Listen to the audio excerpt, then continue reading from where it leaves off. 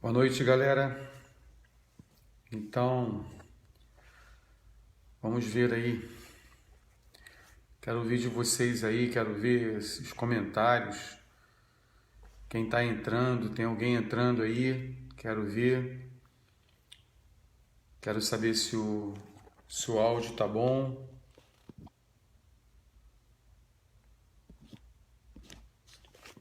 Alguém, por favor, poste. Ok, Luciana Fraga, bênção. Bianca, que bênção. Olha como é que estão minhas unhas, Bianca. Ai, ai. Vamos ver quem mais vai entrar aí para a gente começar a bater um papinho das 10 horas, desse início de jejum. O áudio tá bom? Tá bom? Estão me ouvindo bem? A imagem tá boa também? Como é que tá? Tá chegando bem a imagem aí? E quem mais? Vanessa Leandro. Oi, Vanessa. Aquela que quer casar de novo. Gostou do casamento, né? Foi bom, né? Que bênção. Renato também. Opa. Andréia Coimbra. Pastora Andréia. Que bênção. Show de bola. Que bom. Valeu. Valeu. A Vanessa curtindo aí. Vamos lá, gente. Vamos entrar aí para a gente poder começar a conversar e fazer um alvo aí de 12 pessoas. Quando tiver 12 pessoas, aí a gente começa a falar um pouquinho. Tá tudo bom? Áudio bom? Então, com o mesmo marido, claro, tem que ser com o mesmo marido mesmo, né? Bênção. Convida pessoas aí para assistir, divulga aí, compartilha para a gente poder bater no mínimo 12 pessoas aí, para a gente começar a bater um papo, né, sobre algumas coisas. Estou iniciando agora esse tempo de jejum e oração, tô aqui e todos os dias, nesse horário, 10 horas, eu vou estar compartilhando aquilo que o Senhor vai estar ministrando nesse tempo de jejum. Né? Cristina, seja bem-vinda, Cristina. Oi, Jeane, tudo bem, Jeane? Sejam bem-vindos. Ó, temos 10, falta só 2 pessoas agora para a gente completar os 12 aí. Vamos lá. Oi, Thiago, o homem de Itacuruçá, como é que tá? Tudo bem? Como é que tá, meu irmão? Tudo em paz? Glória a Deus. Que bênção. Aleluia. Então, gente, eu queria compartilhar com vocês aqui hoje esse texto de Atos 2:42, né? Que diz que após 3.000 batismos, né? Que a Bíblia fala que foram 3.000 batismos, né? E eles perseveravam na doutrina dos apóstolos, na comunhão, no partir do pão e nas orações. Em cada alma havia temor, e muitos prodígios e sinais eram feitos por intermédio dos apóstolos. Todos os que creram estavam juntos e tinham tudo em comum. Vendiam suas propriedades e bens, distribuindo o produto entre todos à medida que alguém tinha necessidade. Diariamente perseveravam unânimes no templo, partiam pão de casa em casa e tomavam as suas refeições com alegria e simplicidade de coração, louvando a Deus e contando com a simpatia de todo o povo. Enquanto isso, acrescentava-lhes o Senhor dia a dia os que iam sendo salvos. E eu fico imaginando, né, queridos, como a igreja perdeu isso aqui, não é? como a igreja evangélica hoje ela perdeu isso, essa simplicidade, né? Essa pureza da igreja. Ao longo dos séculos, a igreja foi sendo contaminada, foi sendo afastada, né, desse propósito inicial aqui, de uma igreja que, primeiro, uma igreja que é fundamentada, né? Fundamentada. Uma igreja que não é edificada sobre a areia. Uma igreja que sujeita, né, a desabar debaixo de qualquer vento, tempestade, né? Mas uma igreja, aqui era uma igreja bem fundamentada, né, na palavra dos apóstolos. Isso remete à obediência, né, queridos? Que você vê, a igreja primitiva fluía nos dons espirituais, porque a gente vê que na igreja primitiva tinha profecia, tinha ministério, o dom de línguas, tinha tantas coisas, mas aqui a Bíblia fala que eles perseveravam na doutrina dos apóstolos. Então, é uma coisa interessante, porque era uma igreja obediente à palavra da liderança, não excluindo as palavras proféticas, não excluindo o dom da profecia, mas aqui, por exemplo, é uma prova de que Deus ele requer de nós obediência sim, obediência aos líderes. É isso mesmo, Vanessa, é verdade. A teoria da prosperidade, né, invadiu mesmo a igreja, né? Quer dizer, o dinheiro, né, o dinheiro passou a ser algo mais importante do que o próprio relacionamento com Deus, né? Infelizmente, nesse mundo capitalista, materialista que a gente vive, né? O dinheiro tomou seu lugar. E aqui, por exemplo, você não vê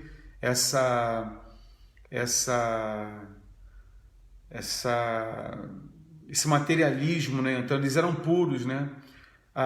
Não havia essa mistura, né? Essa contaminação, né? Acho que a gente hoje, muitos pastores, muitos líderes, eles acabam sendo traídos, né? Por essa necessidade, né, financeira, e aí perde o propósito, né? O propósito, eu lembro dessa palavra necessidade e propósito, quer dizer, nós não podemos nos mover por necessidade, mas temos que nos mover pelo propósito, né? É claro que as pessoas, quando chegam à igreja, elas têm uma necessidade, e essas necessidades a igreja tem que estar atenta a elas. Necessidades financeiras, necessidades emocionais, necessidades familiares, necessidades profissionais, é claro, sim.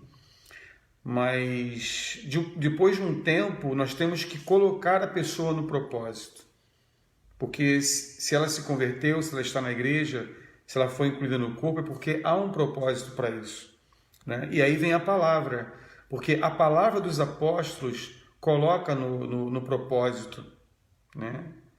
Quando uma pessoa não é obediente, ela perde o propósito, porque Deus sempre estabeleceu as autoridades instituídas para falar com o seu povo, e quando nós desprezamos a autoridade instituída, e nós perdemos o propósito. Quantas pessoas hoje estão vagando por aí sem propósito de vida, porque um dia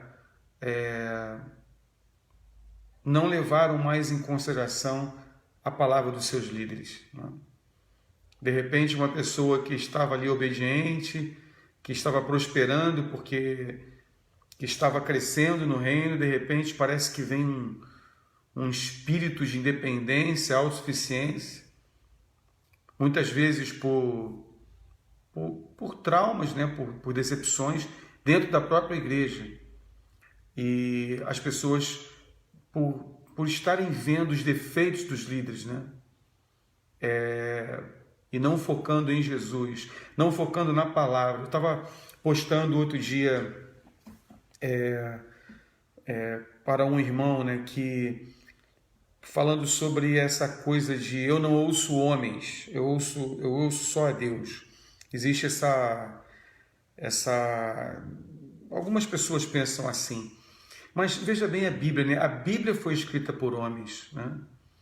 Deus então usou homens falhos, pecadores, como eu, como você, para através deles nos entregar a palavra. Agora, se esses homens eram pecadores e hoje nos deixaram a Bíblia, escreveram a Bíblia, por que a gente vai olhar para o homem e não para a palavra de Deus através do homem? Então, muitas pessoas elas deixam de ser abençoadas, deixam de receber o que Deus tem, porque elegeram que Deus só pode falar diretamente com elas. Quer dizer, eu não ouço a homens, né? Isso é um grande erro. Atos 2,42 fala sobre isso. E perseveravam, quer dizer, eram teimosos, eram insistentes em depender da palavra dos apóstolos. Quer dizer, edificavam sobre a palavra dos apóstolos. E hoje nós temos pessoas que, eu não preciso de homem, eu não preciso ouvir a homens. E grande erro isso, porque 99% das vezes que Deus fala conosco, Ele usa pessoas. Ele usa pessoas.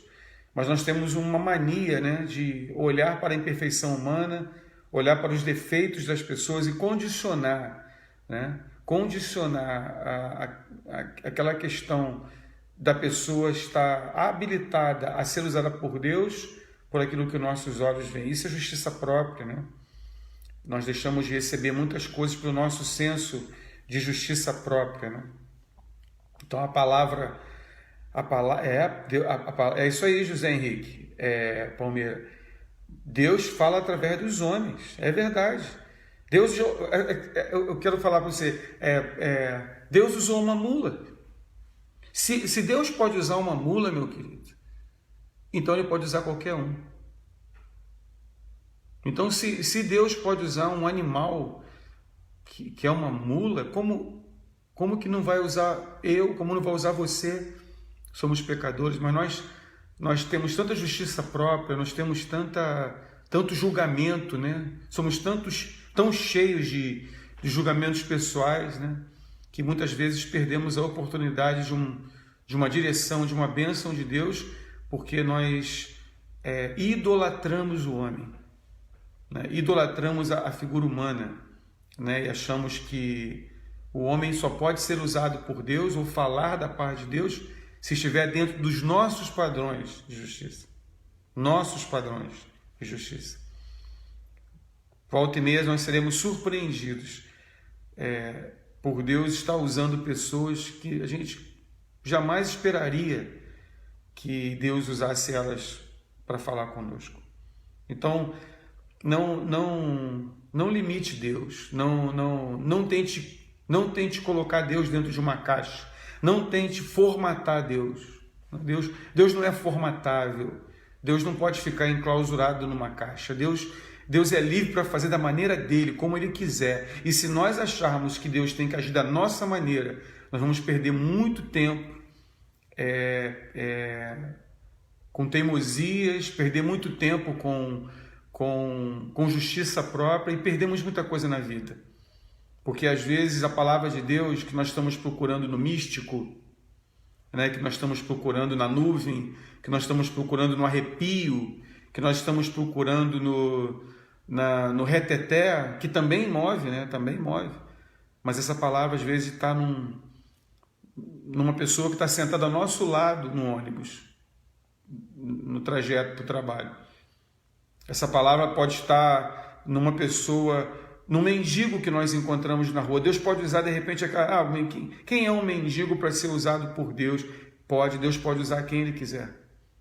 Então, aquelas pessoas que nós menos esperamos. Aliás, Deus às vezes ele confunde a nossa sabedoria, né? A Bíblia fala isso, que Ele confunde a sabedoria dos sábios, né? E essa coisa de nós andarmos pela nossa mente, né? Por exemplo, Pedro era um homem semi-analfabeto. Eu imagino que dentre esses 3.000 batizados aí, que é relatado um pouco antes desse texto de Atos 2,42, havia muitos homens cultos. Havia o próprio Levi, que era um companheiro de ministério ali de Pedro, um homem culto, né? Era um homem que tinha posses, mas você vê, por exemplo, que um homem semi-analfabeto como Pedro, ele é levantado para ser boca de Deus para aqueles que se acham entendidos, né? Que se acham cultos, né? Aprove a Deus usar as coisas que jamais seriam normalmente, né, usáveis, né, para falar conosco. Então, não limite Deus, esteja assim, olá Sônia, tudo bem? Acordada essa hora, minha irmã? Que bênção, show de bola. Pode comentar aí, pode falar, né? Você que está no mês da intercessão, aproveitar para falar para vocês que nós estamos iniciando agora o tempo de intercessão e libertação, né? Então Deus vai falar muito conosco nesse mês de agosto, vai ser um tempo muito bom. E eles, além da palavra, né, queridos, que essa palavra aí que nos guia, que Deus pode falar, eu gostaria também de tocar num ponto das formas que Deus fala, né? Deus não é uniforme, né? Ele não fala de uma maneira só. Há pessoas que acham que Deus só fala de uma mesma maneira. Não, Deus fala através de muitas coisas, né? Deus ele fala através de coisas místicas como sonhos, visões, profecias, é verdade isso. Mas Deus também fala através das circunstâncias, né? Às vezes nós somos tão teimosos, né? As circunstâncias estão batendo na porta do nosso coração, mostrando para a gente que Deus está falando algo e nós se não arrepiou, se não falou em línguas. Eu tinha um pastor que uma vez, já foi meu pastor, pastor Marcos, ele uma vez falou assim: Márcio, eu tenho uma palavra profética para compartilhar com você. Eu falei: que bom, mas você quer com línguas ou sem línguas? Quer dizer, com línguas ou sem línguas? Quer dizer, muito engraçado isso, né? Quer dizer, há pessoas que só acham que Deus fala quando se está ministrando em línguas, ou quando se está em reteté, ou quando se está em êxtase. Não, a palavra de Deus é simples. A palavra de Deus é poderosa, vem através de coisas simples. Eu acho que nós temos que voltar a essa simplicidade, sabe, queridos? Eu acho que nos tornamos muito soberbos, nos tornamos muito inteligentes, nos tornamos muito cultos, muito, conhecedores das coisas e por nós assim acharmos que temos conhecimento de tudo, nós perdemos, sabe, a simplicidade do Evangelho. Nosso Deus é um Deus simples. Outro dia eu vi na internet, é um pecado, é um absurdo alguém chamar Deus de você, né? Até parece que Deus está em processo de autoafirmação. Deus vai ficar triste, chateado. Até parece que Deus é um ser almático, que fica chateado e triste se alguém, em vez de chamar Senhor, chama Ele de você. Como pode isso? Nós somos filhos. Nós somos filhos. Nós não somos estranhos, não estamos... Quando nós estamos na presença de Deus, não estamos em casa estranha. Quando nós entramos no Santo dos Santos, nós não estamos em casa estranha. Nós estamos na casa do Pai, na sala do trono. E quando nós estamos na sala do trono, a intimidade, ela rege, a intimidade com Deus. Sabe, nós temos que ser nós mesmos para Deus. Não adianta a gente formalizar uma relação com Deus como gente. Onde a igreja entrou? Onde a igreja entrou? As pessoas acham que para falar com Deus tem que meter um terno e uma gravata. Acham que para falar com Deus tem que ter uma postura formatada, formal. Eu já ouvi dizer que como que nós não vamos usar terno e gravata, porque se nós vamos a um presidente da República, se nós temos uma audiência, por exemplo, com o presidente da República, nós temos que colocar um terno e gravata. Quanto mais diante de Deus, meu Deus, comparando Deus a um presidente humano. É claro que lá no Palácio do Planalto, diante de autoridades, tem que usar terno e gravata, porque é praxe. Agora, diante de Deus, Ele é nosso Pai. Não precisa. Se você conviveu com um pai, você sabe como que nós vamos entrar formal num relacionamento com o nosso pai, com nossos filhos.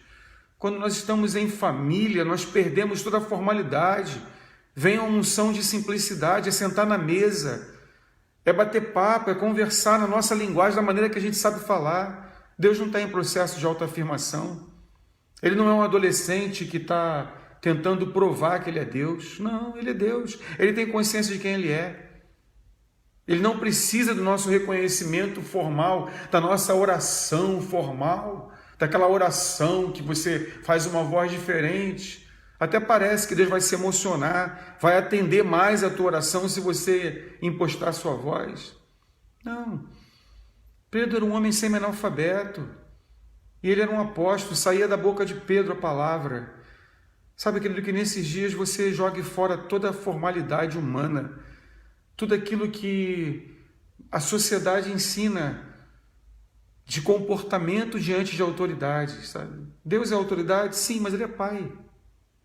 Ele é a autoridade paterna. Deus não é uma autoridade policial que você tem que ter medo quando chega... Se você para numa blitz e aí você tem uma autoridade policial, você fica com medo porque aquela pessoa tem uma arma, ela tem uma autoridade, você não sabe o que está acontecendo, então há aquele temor não o temor espiritual, né? O temor carnal, aquele temor, o medo humano, né? Como que nós vamos chegar diante de Deus com esse medo? Deus não é um policial com uma arma na mão para pedir teus documentos. Um filho não precisa mostrar documento. Um filho é reconhecido pelo pai. E o pai é reconhecido pelo filho. Então, quando você para orar, não precisa formatar. Basta você ser simples e falar: Pai, eu estou aqui. Preciso falar contigo. Preciso ouvir a tua voz. Preciso deitar no teu colo. Não quero falar nada. Eu só quero me sentir abraçado. Só quero me sentir acolhido. E se nós esperamos que Deus fale dessa forma, Deus é fogo consumidor, a mão de Deus pesa, a voz de Deus é como voz de trovão. Pode até ser, mas nem sempre, querido. Às vezes a voz do Pai, ela é mansa, ela é suave, ela é saudável, ela cura, ela afasta o medo. Ela não causa temor. No filho, não. A voz de Deus, ela afasta o medo, ela afasta a insegurança. Qual é o filho que no colo do pai vai se sentir inseguro? Qual é o filho que na presença do pai, sabendo que o pai está ali, ele vai se sentir inseguro, com medo? Claro que não. Quando nós entramos na presença de Deus, há uma atmosfera de paz, de terreno seguro, de que você é ali na presença de Deus, conversando com o teu pai. Sabe quando... Eu não sei se vocês tiveram essas experiências, mas eu me lembro quando eu era pequeno, por exemplo, que eu via meu pai se preparar para dormir. E eu via meu pai fechar a porta, verificar as janelas, né? Não sei se você teve essa experiência, fazia aquela vistoria, né, antes de dormir, ver se a luz, se tinha algum eletrodoméstico ligado, a luz apagada, as janelas fechadas, a porta fechada. Por que ele fazia isso? Porque ele queria fazer com que a família estivesse segura. Quando nós estamos na casa do Pai, e quando eu falo casa do Pai, não é só templo físico, né? Não estou falando de templo físico só. Estou falando de presença, estou falando de sala do trono. Estou falando de lugar santo, estou falando diante de Deus mesmo.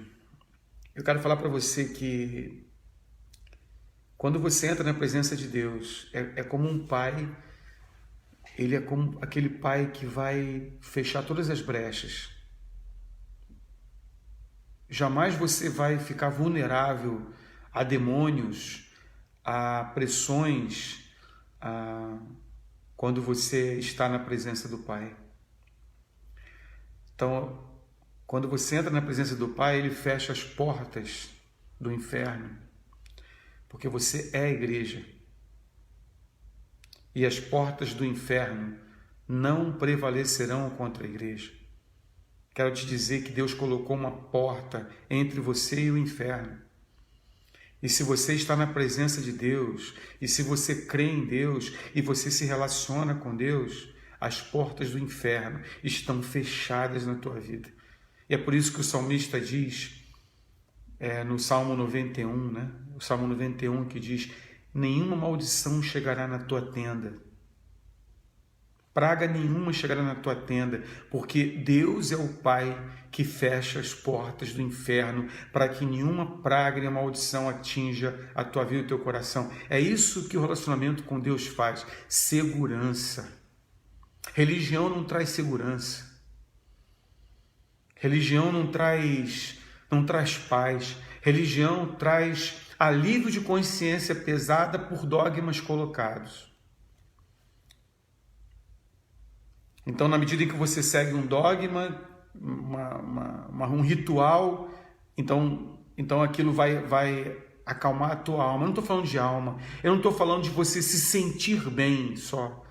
Eu estou falando de algo espiritual, uma segurança sobrenatural que você sente quando as portas do inferno são fechadas sobre a tua vida. Assim como meu pai fechava as portas da casa, verificava a fechadura para ver se a porta estava trancada, para nenhum ladrão entrar na nossa casa, eu quero dizer que na presença de Deus nenhum ladrão pode alcançar. Sabe por quê, querido? Porque a palavra de Deus diz que Jesus é a porta. Olha como as coisas começam a se ligar, né? Ele é a porta. E sendo a porta, ele jamais vai permitir que algum lobo, que algum devorador, que alguma pessoa mal intencionada possa atingir o rebanho do Senhor. Nós não somos qualquer coisa não, irmãos. Nós somos filhos. Estamos bem guardados. E não somente aprisco, porque aprisco é para ovelha. E glória a Deus pelo aprisco. Glória a Deus pelo aprisco, porque o aprisco é um lugar que as ovelhas são guardadas. Mas quando você sai da condição de ovelha e sobe ao nível de filho, porque há uma diferença entre ser ovelha e filho. Quando você sai do nível de ovelha e vai ao nível de filho, Deus te convida para sair do aprisco e entrar na sua casa. Ovelha tem necessidade de comer. Ovelha tem necessidade de que a lã seja cortada para não ficar cega. Ovelha tem necessidade de ser guardada do frio, das intempéries. Mas o filho, ele não sente mais necessidade. Ele vive de propósito. Deus te convida hoje, querido, para viver a realidade de ser um filho. Deus te convida hoje para você largar a religião, os dogmas, a maneira religiosa de ser e passar a ser um herdeiro, a ter acesso à sala do trono, a verificar essa proteção que Deus traz a nós quando nós estamos na sua presença. E essa proteção é pela palavra. Muitas vezes o pai, é a simplicidade da igreja primitiva. Eles perseveravam nessa obediência. Verdade, Cristina. Verdade, Cristina. Ele cuida da gente todos os dias. Todos os dias ele está cuidando de nós. A palavra de Deus diz, né? Que a misericórdia do Senhor se renova todas as manhãs. Então, Não sei se você como pai ou como filho teve essa experiência também, mas do teu pai te acordar de manhã. Eu fazia isso muito com minhas filhas, de ir na cama delas, acordá-las com um bom dia, com um abraço, com um beijo. E eu vejo esse texto se cumprindo, né? As misericórdias do Senhor se renovam a cada manhã. Então, a pessoa que não tem essa identidade de filho, ela já acorda estressada, acorda que ela tem que estar atrasada e tem que trabalhar, e ela não gosta do trabalho. Você é acordado pelas necessidades. Você é acordado pela necessidade de trabalhar. Você é acordado pela necessidade de se alimentar. Você é acordado pela necessidade de fazer sua higiene e tomar um banho.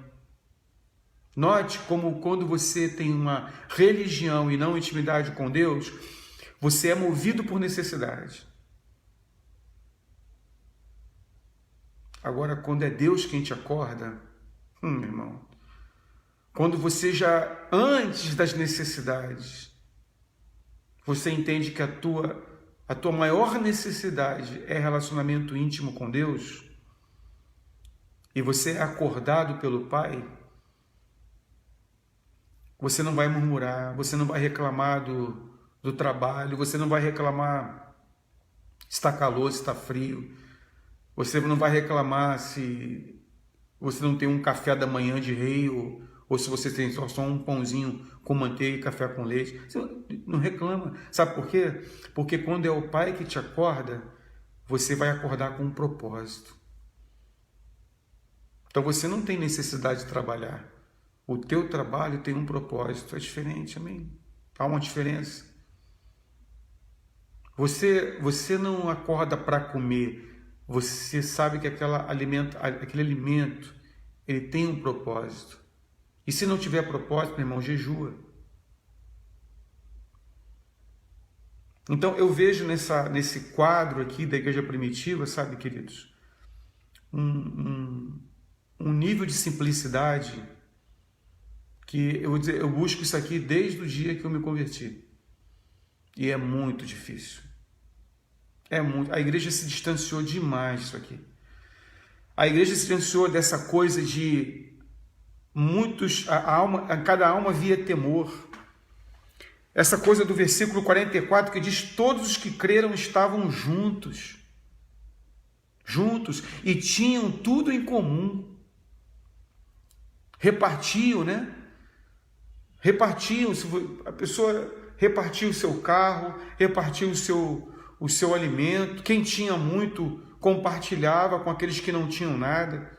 É interessante notar, se você não sabia, que naquela época não havia café, almoço e janta, né? Eles só tinham uma refeição diária, que era a ceia.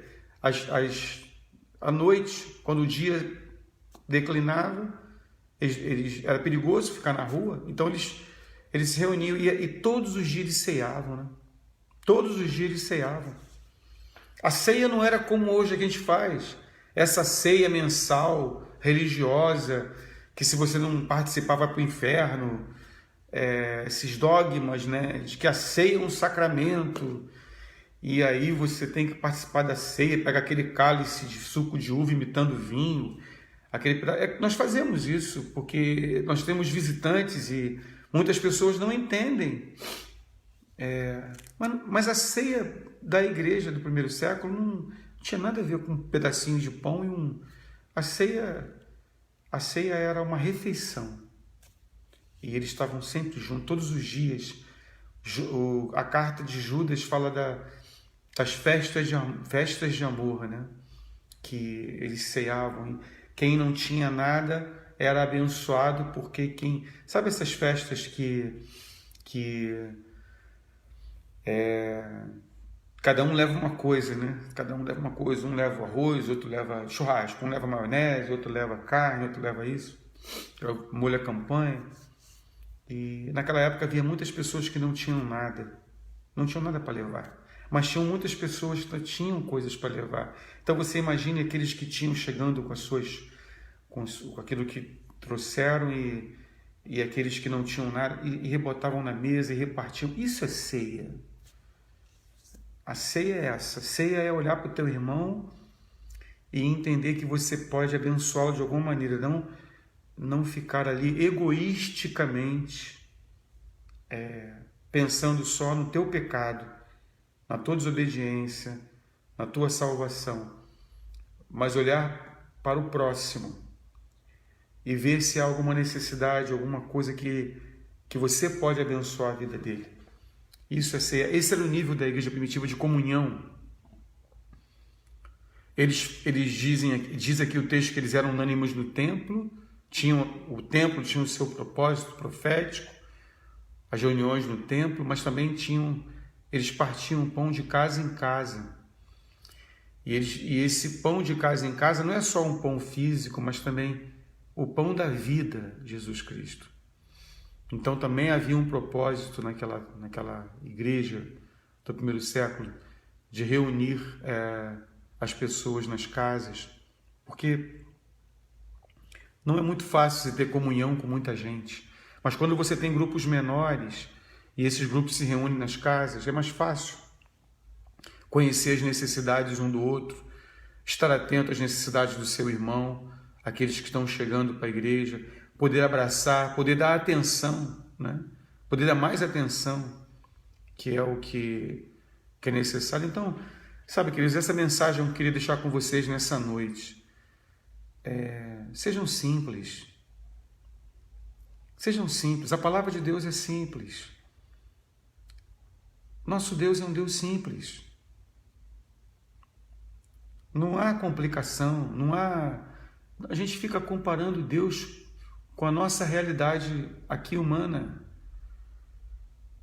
Deus não tem nada a ver com esse modos viventes que a gente tem aqui nesse século XXI, sociedade ocidental regulada pelo dinheiro e pelo hedonismo, né? Pela vaidade. A gente tem visto aí pessoas morrendo por causa de uma injeção de silicone. Eu não sei quem é pior. Se é o pseudo-médico que aplica essas coisas, se é a pessoa que se submete a esse perigo em nome de uma vaidade, sabe, efêmera. Pessoas estão morrendo por causa de 300 gramas, de 300 ml de silicone no bumbum. Complicado isso. Então, assim, a sociedade está superficial. A sociedade está medíocre. A sociedade ela está materialista. E sabe o que acontece, queridos? A igreja está assim. A igreja anda superficial, materialista, dinheiro, assim, sendo um Deus, sabe? A igreja está medíocre, em muitos casos, porque se nivela a essas coisas do mundo. Então, assim, eu vim aqui nesses 3 dias de jejum, eu tô fazendo a primeira live hoje. Amanhã, 10 horas, eu vou entrar com outra live. Convidem pessoas, chamem pessoas. Porque eu quero essa palavra simples de Deus, sabe? Eu quero aquela experiência de Elias, sabe? Veio um vento forte, Deus não estava no vento, veio um terremoto, Deus não estava no terremoto, mas Deus veio numa brisa. Quantos estão esperando a palavra de Deus através de um terremoto? Quando Deus quer apenas soprar nos teus ouvidos, como Pai amoroso, como aquele pai que abraça e sussurra no ouvido do filho. Eu estou aqui. Eu sou teu pai. Eu prometi que eu nunca vou te abandonar. E eu não vou abandonar mesmo. Eu quero declarar nessa noite, sabe, a presença de Deus, aonde você estiver agora, na tua casa, tua família, que quando você for se recolher, quando você for dormir e você verificar as portas da sua casa, entenda isso como um ato profético. Deus também está vigiando as portas do teu coração. Eu quero profetizar que esse Pai amoroso que é Jesus, esse Pai amoroso que é Deus,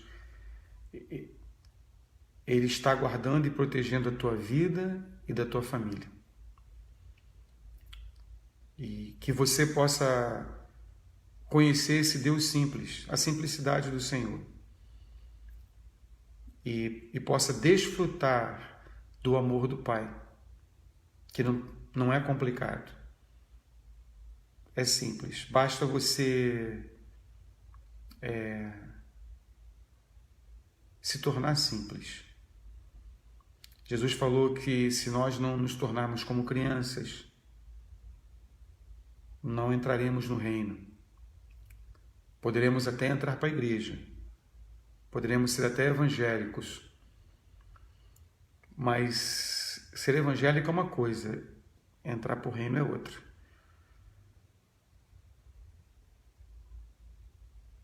Que nessa noite, a paz do Senhor Jesus esteja vindo sobre você e sobre tua casa. Que a paz do Senhor Jesus esteja sobre tua família.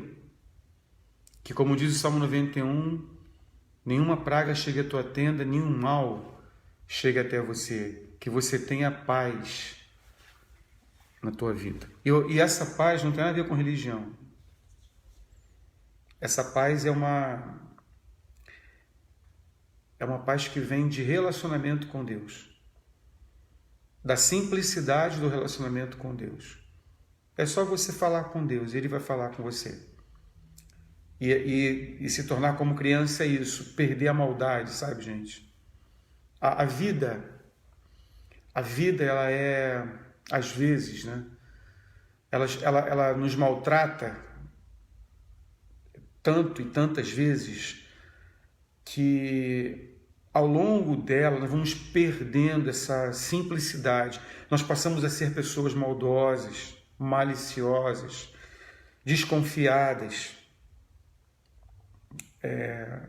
por causa das marcas, das feridas que a vida vai nos impondo ao longo do tempo. E quando chega um momento que é necessário um relacionamento com Deus,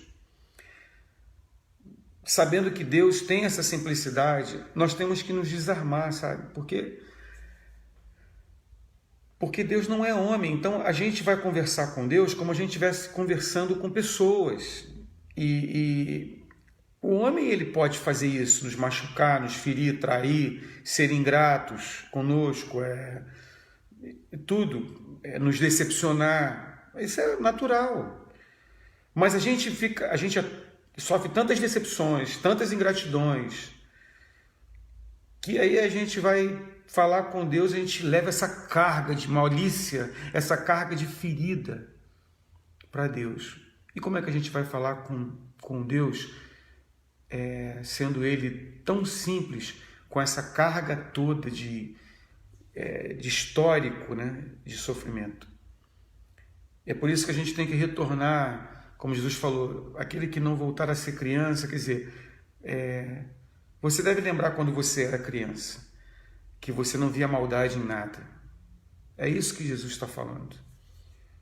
Porque nós precisamos nos despir dessa vestimenta maliciosa, desconfiada, esperta, para poder ter um relacionamento íntimo com Deus. Volto a falar, não estou falando de religião. Acho até que com religioso você tem que se precaver mesmo.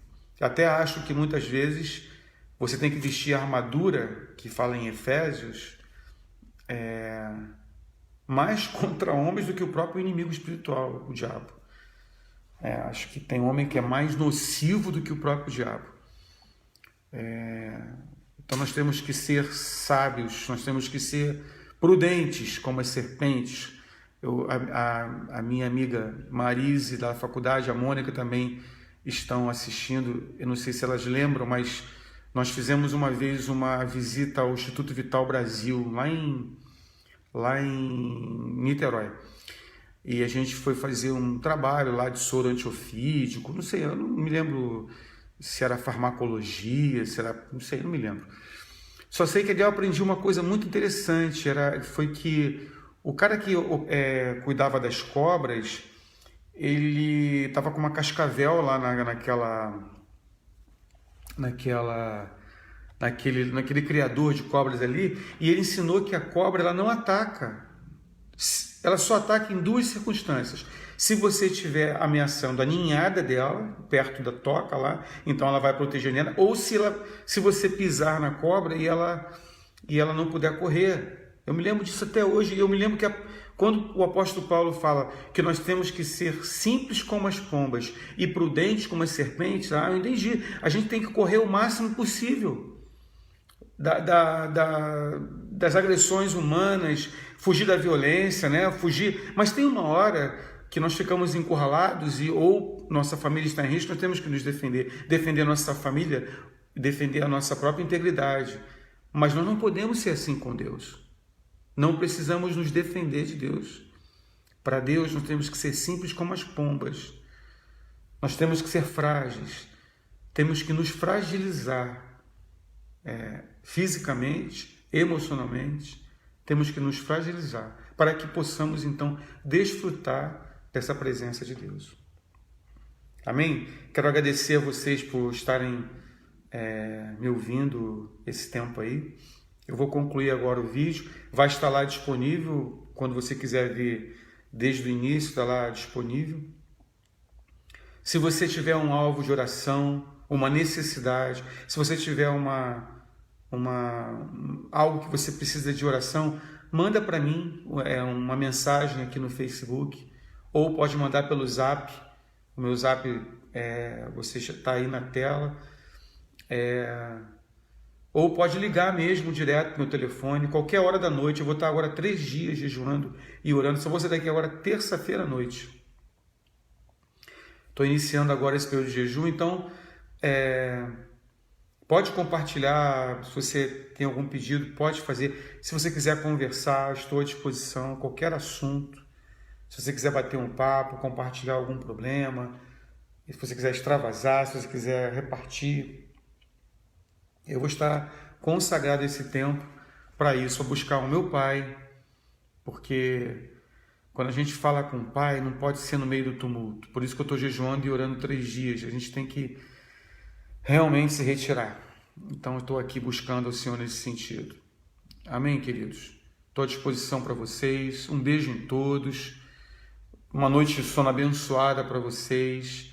E que vocês, quando a gente fala assim, durma com Deus, né? A gente ouve isso desde pequeno. Durma com Deus. Literalmente, queridos, durma com o papai. Durma com o papai. Eu quero declarar, profetizar que você vai ter uma noite de paz na sua vida. Muita paz, muita paz.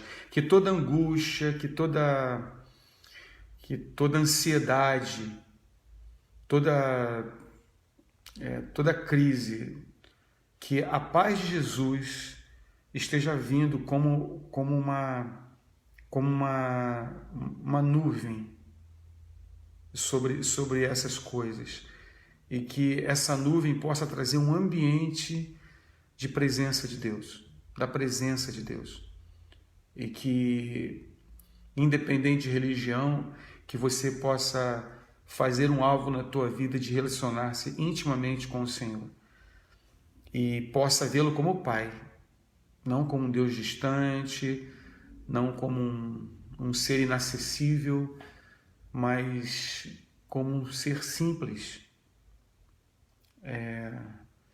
e